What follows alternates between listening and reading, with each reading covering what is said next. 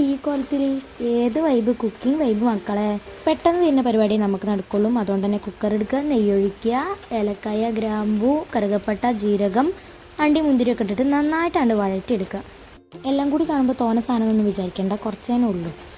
അങ്ങനെ ഈ വഴറ്റിയിലേക്ക് നമ്മൾ എന്ത് ചെയ്യുക, സവാള ഇട്ട് കൊടുക്കുക, എന്നിട്ട് വീണ്ടും ഇളക്കി കൊടുക്കുക. അതൊന്ന് റെഡിയായി വരുമ്പോൾ മുളകിടുക, പിന്നെ തക്കാളി ചെറുതാക്കി എറിഞ്ഞ ഉരുളക്കിഴങ്ങും ക്യാരറ്റും ചേർക്കുക. ഇത് രാവിലെ വേവിച്ച പട്ടാണിയാണ് കറിക്ക്, അതും ചേർത്ത് ഇഞ്ചി വെളുത്തുള്ളി പേസ്റ്റും ഇട്ടിട്ട് ഒന്നും കൂടി ഇളക്കുക, ഉപ്പിടുക, വീണ്ടും ഇളക്കുക.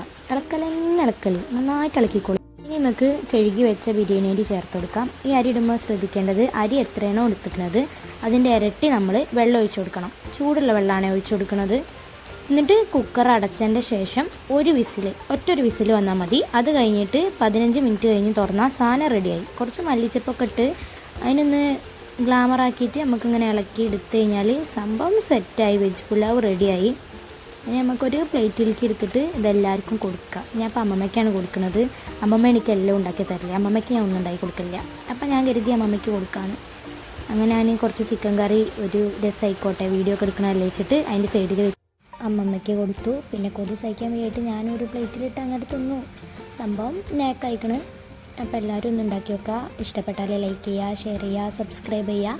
ഞാൻ വേറൊരു നല്ല ഡിഷായിട്ട് വീണ്ടും വരാം. ബായ്.